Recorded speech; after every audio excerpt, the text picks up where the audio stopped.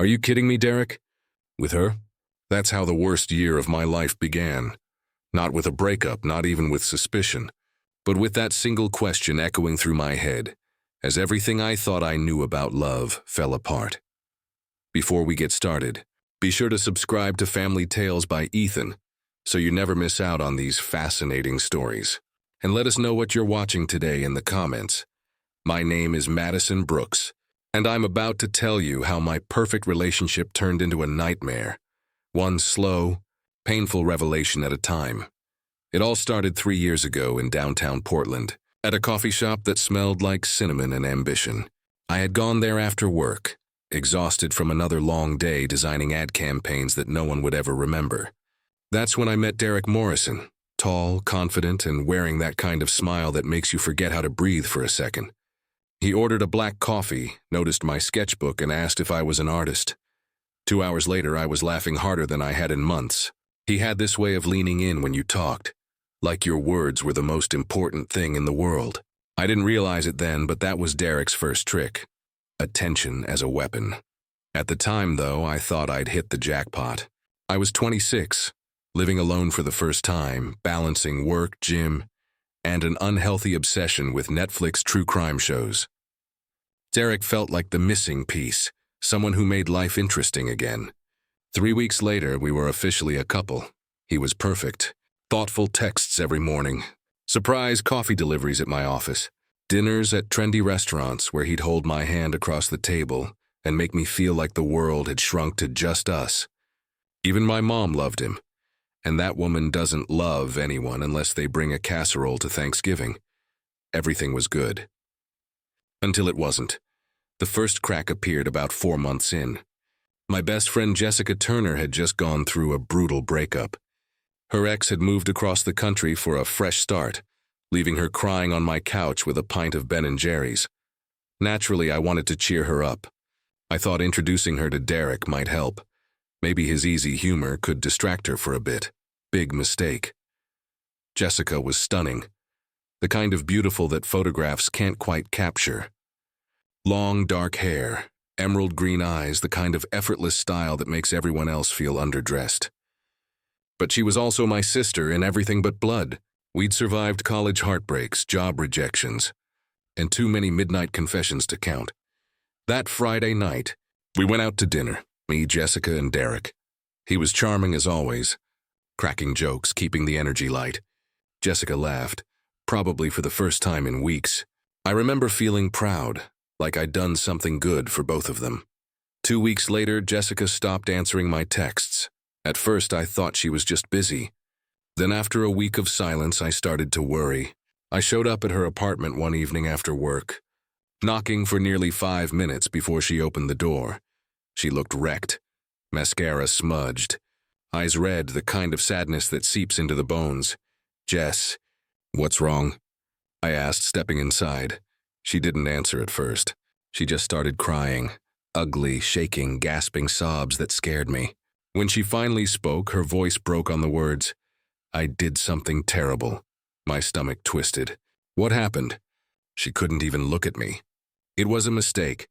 I was drunk. I was hurting. And he was just there." "Who was there?" Silence. "Then Derek." I remember that moment in slow motion. The way my heartbeat stuttered, the way my ears rang, the way the world blurred around the edges. "Derek, my Derek." She nodded. I don't remember leaving her apartment. 1 second I was staring at her. The next I was at Derek's place, standing in his doorway. He was on the couch, watching TV, smiling like nothing was wrong. "Hey, babe," he said, casual as ever. "Wasn't expecting you tonight. Did you sleep with Jessica?" I asked. His smile faltered for just a second, a flicker so quick that if I hadn't been looking for it, I might have missed it. Then he recovered. "What? No, of course not. Where's that coming from?" She told me everything. He stood up slowly, hands raised like I was some wild animal he needed to calm. "Baby, I don't know what she told you, but she's probably just confused. You know she's been emotional lately. God, he was good, too good." He talked and talked about how Jessica had misread his kindness, how she must have developed feelings, how she was trying to sabotage us because she couldn't stand seeing me happy. And you know what's insane? I believed him. I wanted to believe him. Because when the person you love looks you in the eye and says, "I would never hurt you," your brain bends reality to make it true. I cut Jessica off completely, deleted her number, blocked her on social media, told our mutual friends she'd betrayed me. Derek held me while I cried, whispered that he'd never let anyone come between us again, and I believed him. For a while, things got better. He was more attentive, more loving. Weekend getaways, surprise gifts, constant I love yous. It felt like we'd survived something that made us stronger. Until Amber. Amber was a new hire at my marketing firm. Quiet. Kind recently moved from California. I took her under my wing because she reminded me of myself when I'd first started. Nervous, eager to fit in. She didn't know anyone in Portland. So when Thanksgiving rolled around and she mentioned she'd be alone, I invited her to join Derek and me at his family dinner. That night, they got along too well. I told myself it was harmless. Derek was just being friendly, Amber was just polite. But the next week, she started avoiding me. No lunches, no small talk. Her smile disappeared. One afternoon, I cornered her in the break room. Did I do something wrong? I asked. Amber froze. No, Madison, you didn't do anything. Then why are you avoiding me? Tears welled in her eyes. Because I did something I can't take back. My heart sank. Please don't say it. Derek and we've been texting since Thanksgiving. Last weekend he invited me over and I'm so sorry, I didn't even respond. I just walked out. Gathered my things, left the office, and sat in my car staring at nothing. 2 friends, 2 betrayals, the same man. And somehow I still wasn't ready to leave, because that's the thing about toxic love. It teaches you to doubt yourself before you doubt them. I know what you're thinking. Why didn't you leave him then? Trust me, I ask myself that question all the time. But when you're in a relationship with someone like Derek, logic stops working. You get trapped in this endless loop of hope and fear, of love and manipulation, until you can't tell where your feelings end and their control begins. After Amber, I swore things would change. I told Derek everything. About what she'd said, how betrayed I felt. He didn't deny it this time. He cried, actually cried, said she'd come on to him, that he'd made a mistake, but that it meant nothing. He begged me not to leave, promised therapy, promised change, and like a fool, I stayed. For the next few months, Derek played the part of the perfect boyfriend. He went to therapy, 3 sessions, brought me flowers, called me his rock. I stopped seeing friends altogether. No more introductions, no more game nights. I told myself I was protecting my peace, but really, I was just isolating myself, the way Derek wanted. Christmas came and I visited my mom in Seattle. She took one look at me and said, "Madison, are you okay?" I lied and said yes. I was getting too good at lying by then. A few months later, fate, or karma, caught up with me at a grocery store. I turned the corner near the freezer aisle and there she was, Jessica. We both froze. She looked good, healthier, even happy. There was a man with her, tall, kind eyes, holding her hand. "Hey," she said quietly.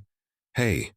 I know you probably hate me," she continued, "but I just need you to know I wasn't lying. Derek did sleep with me. He told me you were on a break, that things were basically over. I believed him, and I'm sorry, Madison. I really am." Her voice cracked and something in me cracked too. Not anger this time, but exhaustion. "We weren't on a break," I said softly. "I know that now," she whispered. "After you cut me off, I realized he'd played both of us. You need to leave him. Guys like that don't change." We exchanged numbers again, though I didn't think I'd use it. But her words wouldn't stop echoing in my head. Guys like that don't change. So I started paying attention. The way Derek tilted his phone away when texting. The sudden late-night calls. The new passcode on his phone that he never had before. I tried to ignore it until one night in March when he fell asleep on my couch after too much wine. His phone was right there on the table. I shouldn't have looked, I know that. But curiosity can feel like survival when you've been gaslit long enough. His passcode was the date we first met. That hurt in a strange way. The messages inside? That hurt worse. He'd been texting dozens of women. From his gym, from work, from dating apps he was somehow still using. But the ones that destroyed me were the names I recognized. Riley, Brooklyn, Kayla. All friends. All people I'd introduced to him at some point. And then there was one name I didn't know, Haley. The messages were recent. He'd made plans with her that weekend. The same weekend I was supposed to be at a work conference in Seattle. A conference I'd completely made up just to see what he'd do. I took screenshots of everything, sent them to myself, and went to bed numb. When he left for work the next morning, I smiled, kissed him goodbye, and told him I'd miss him. Then as soon as the door closed, I called Jessica. "I need your help," I said. We met at a coffee shop an hour later. I showed her everything. "Every text, every lie, I can't do this anymore," I told her. "I have to leave him," Jessica nodded.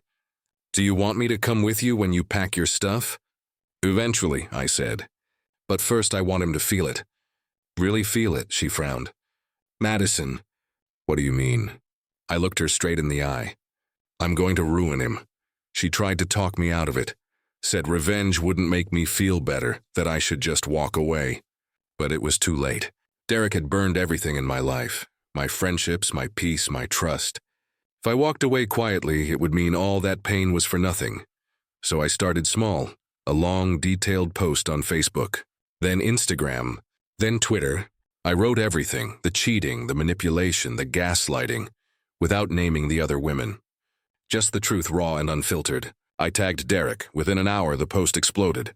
Shares, comments, messages from women I'd never met saying, "He did the same thing to me." I didn't stop there. I sent an email to his company, the one where he loved to brag about being a tech genius. Attached screenshots showing him using company time and devices to flirt with women.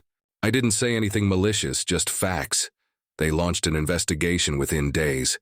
Then I messaged every woman I'd found in his phone. Some ignored me. Some thanked me. Some told me their own horror stories. Affairs, manipulation. The same script over and over again. One of them was Haley, the girl he'd planned to meet. She had no idea he even had a girlfriend. We met for coffee. She was sweet, quiet, and furious. She said Derek had told her he was single and looking for something serious. We laughed bitterly about how practiced his lies were. But Derek wasn't taking it quietly.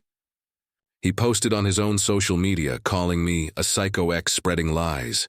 He showed up at my apartment twice, banging on my door, begging me to take it all down.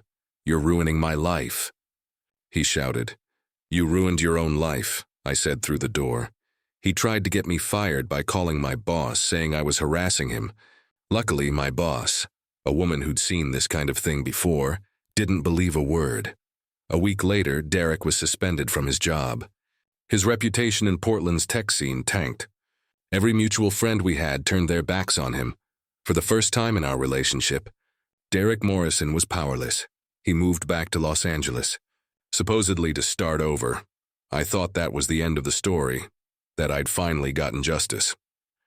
But life doesn't tie things up neatly like that. 3 months later, I got a message from a number I didn't recognize. "Hi, Madison, my name's Christina. I'm Derek's new girlfriend. I saw your post and I need to know, is it all true?" My heart dropped. He was doing it again. When Christina texted me, I felt the same mix of dread and disbelief that had haunted me for years. It was like déjà vu. Another woman, another city, the same cycle repeating. I called her immediately. She sounded young, nervous, but determined. We talked for almost 2 hours, and by the end of it, she was crying. I sent her the screenshots I'd saved. The texts, the photos, the evidence of who Derek really was. She broke up with him that same night. But Christina didn't stop there. She did something I hadn't even considered. She built an entire website titled, "Is Derek Morrison Your Boyfriend?" A public warning. She included my story, her story, and soon dozens of others. Listed his lies, his patterns, his fake job titles, even his recycled pickup lines. The site spread like wildfire. If you Googled Derek Morrison, it was the first thing that came up. It was brutal. It was brilliant. For a while, I thought maybe that was the closure I needed. I started therapy, reconnected with my mom, even laughed again with Jessica. I told myself the worst was over, until 6 months later when I got another message. This time, from a woman named Vanessa. She'd found the website and realized she'd hooked up with Derek 2 years earlier. Before me. She told me the wildest thing over drinks one night. "I think I gave your ex an STD. I nearly spat out my cocktail." "What?" She laughed, shaking her head. Yeah, I matched with him on Tinder years ago. Tall guy, tech job, compass tattoo on his shoulder. Ring a bell? A few weeks later, I found out I had gonorrhea. I texted him to warn him and he blocked me. I didn't know whether to laugh or scream. The irony was so sharp it almost hurt. He gave you gonorrhea? Or I gave it to him, Vanessa said with a shrug. Either way, one of us did. And that's when the idea first crossed my mind. Not as a plan, but as a flicker of temptation. A dark, quiet thought that whispered, what if he got a taste of his own medicine? I didn't say it out loud, not yet. But Vanessa saw the shift in my face. Oh my God, she said, half laughing. You're thinking it, aren't you? I'm not thinking anything, I said quickly. Madison. She leaned forward, grinning. You want to give him an STD as revenge? Of course not. I protested. But my heart was pounding. That night, I told myself it was just a joke, a passing fantasy. I was done with Derek. I'd already ruined him publicly. What more could I possibly do? But a few weeks later, another message landed in my inbox. This one from a woman in Austin, Texas. Her name was Emma, and she said Derek had given her chlamydia. I had to call my exes, my friends, even my doctor, she wrote. It's humiliating. And he won't even answer me. That was the breaking point. This man wasn't just cheating. He was endangering people. He was a walking disease, literally and metaphorically. I called Vanessa. Do you know anyone who currently has gonorrhea? She was silent for a moment. Madison. What the hell? I'm serious. You can't be. Vanessa, he's still out there doing this. He's giving people STDs and not even telling them. Someone needs to stop him. And that someone is you. What are you gonna do, become some kind of STD vigilante? Don't say it like that, she sighed. Because it's crazy. It's also kinda genius. But mostly crazy. I told her to forget it, that I wasn't actually going to do anything. 2 weeks later, she called me again. Okay, so, don't freak out, she began. Oh, that's a great start, I said. I have a friend, well, technically a friend of a friend. Her name's Tiffany. She just found out she has gonorrhea. She's getting treated next week. But when I told her about your situation, hypothetically, she said she might want to meet your ex. I froze. What are you saying? She thinks guys like Derek deserve consequences. And she's open to the idea of helping. Helping, I repeated slowly. You just talk. That's all. I should have said no. I should have hung up, deleted her number, gone for a walk. Anything but what I did next. Instead, I said, let's meet her. We met at a quiet bar on the east side. Tiffany didn't look like someone who'd ever even say the word revenge. She was a second-grade teacher, soft-spoken, polite, with eyes that carried too much kindness for what we were about to discuss. So, Vanessa tells me your ex needs a lesson, she said gently. I told her everything. The cheating, the lies, the manipulation, the trail of women he'd hurt.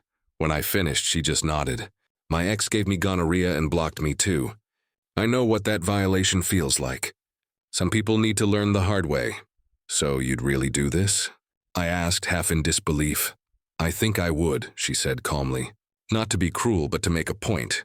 Her voice was steady, but my heart was racing. It felt like we were planning something out of a movie. Surreal, reckless, morally gray. Still, we agreed. The plan was simple. Derek had recently posted on Instagram that he was back in Portland for a short business trip. Vanessa made a fake Tinder account using Tiffany's photos and a carefully crafted bio. New to Portland. Love hiking, craft beer, and real conversations. Not here for games. Classic bait for Derek Morrison. Within 12 hours, he matched with her. His first message? Predictable. Hey beautiful, what brings you to Portland? They texted for 3 days. He bragged about his job, lied about his past. Said he'd been hurt before, but was ready to love again. I nearly threw my phone across the room when Tiffany showed me his messages. By the end of the week, he'd asked her out. I couldn't eat that entire day. My stomach twisted as if I were the one going on the date. Tiffany promised to text me updates. At 9:30 p.m., she wrote, "We're at a wine bar. He's exactly like you said. Charming, funny, fake as hell." Then silence for hours. At 2:47 a.m., my phone buzzed again. It's done. I stared at the screen, My breath caught in my throat. Relief, disgust, satisfaction, guilt, all crashing together until I couldn't tell one from the other. When Tiffany came over the next morning, she looked pale but calm. "Are you okay?" I asked. "I don't regret it," she said softly. "But I don't feel good either." "Revenge never feels clean," I murmured. She nodded. "He didn't use protection, by the way." "Of course he didn't," I said bitterly. Tiffany sighed. "Madison, forget about him. Let this go." "You've done enough." I wanted to believe her. I wanted to walk away and never think about Derek again. But part of me needed to know if it worked. 3 weeks later, Emma, the girl from Austin, texted me out of nowhere. "OMG Madison. Derek just asked me for a doctor recommendation. Says he needs to get tested for something." I just stared at the message, my heart thudding in my ears. He knew. It worked. But instead of triumph, I felt nothing. Just this hollow silence. Because revenge doesn't heal you. It doesn't erase the memories or the shame or the sleepless nights. It just makes you a little more like the person who hurt you. That was the day I decided to end it. I deleted Derek's number, blocked his social media, and finally stopped checking the website Christina made. Derek Morrison became nothing more than a story. A warning, a scar that stopped bleeding, and somehow that was enough.